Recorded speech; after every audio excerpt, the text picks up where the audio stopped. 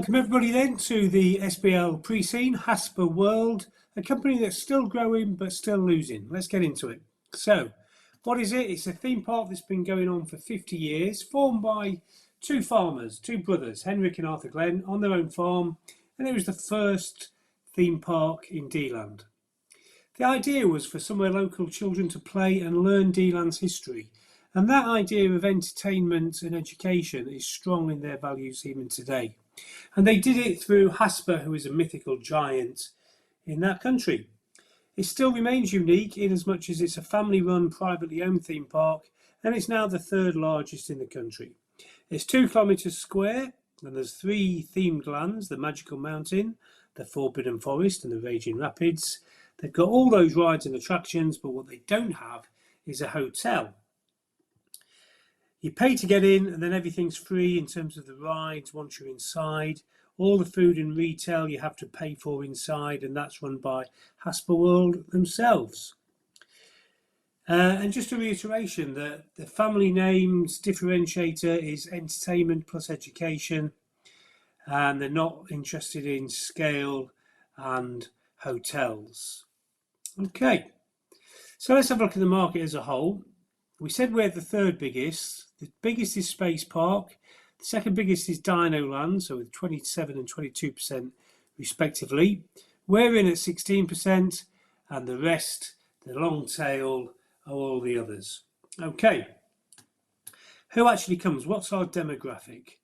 Well, not surprisingly, it's 40% of them are families with children under 12. The next biggest is young adults at 29% of people come in. Next biggest teenagers, 22% of people come in. And the final one is old gits like me, just 9%. Okay, so we know our demographic, we know where we stand in the market. Now, talking of the market, this is really important. It's $1 billion market, but it's expected to grow more than 10% over the next 5 years. And in fact, the top 3 drew over 10 million visitors, which was up 4%. So it's a great market to be in. Now, in terms of our numbers, revenue's going up, superb.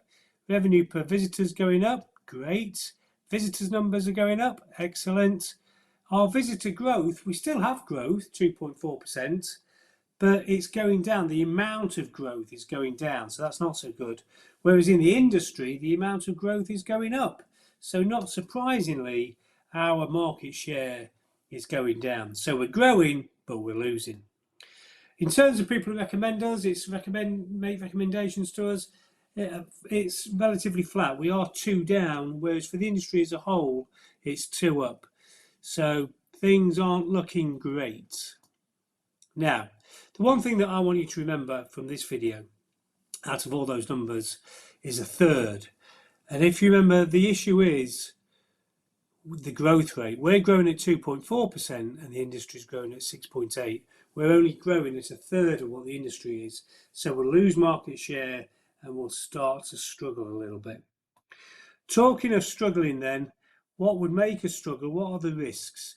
Well, the risks actually come directly from the pre-scene. So that's good. And they mention safety and security, not surprising in a theme park. If something goes wrong, health and safety failure, that would be disastrous for us. So poor maintenance or even sabotage, be it physically or online. And then it talks about being perceived as being outdated. Nowhere in the pre-scene does it say they're outdated, but we don't want to be being perceived as our attractions being a bit old hat, do we? Okay. Competition we've seen, and there's competition as well from other places, museums, etc. But there's also attractions overseas. We do have an app that works well within the theme park, but should that fail, should the website fail, should we start not moving with the times in terms of technology, or there's a data loss, a data leak, that could always affect us badly, obviously. And climate, it's the weather that stops the place being open all the time. So the weather systems affect continuity. So the climate change will affect us. And the environment, remember, sustainability is a key element. And it's a key element for the younger generations who are our key people, aren't they? One of our key customers. Okay. And as I said, quoting this risk register is a strong evidence because it's all given in the pre-scene.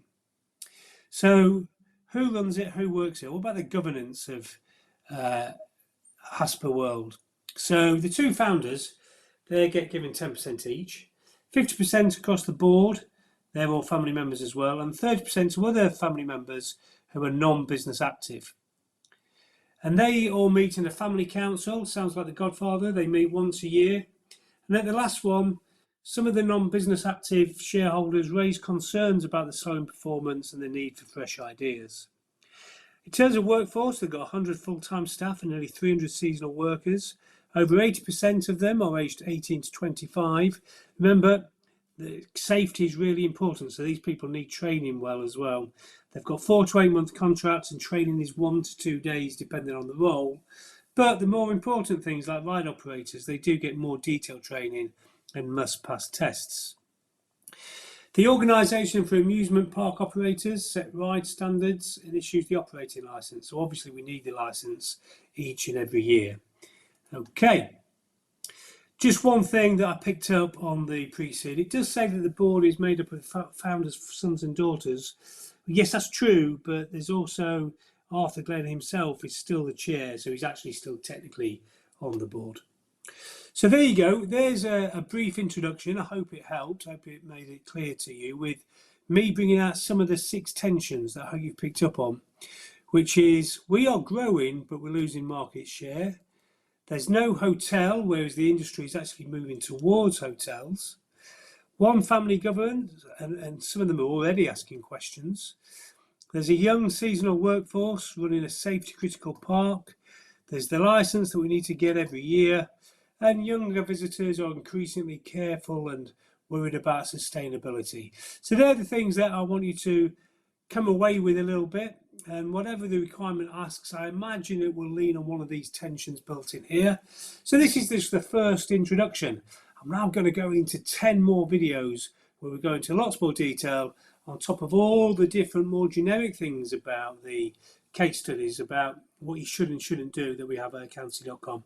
Make sure you spend these 2 weeks watching these videos, but also all the things that are put in accountancy about how to actually answer questions regarding the pre-scene. Anyway, plenty more to get through. Hope it helps, and I hope you found that useful.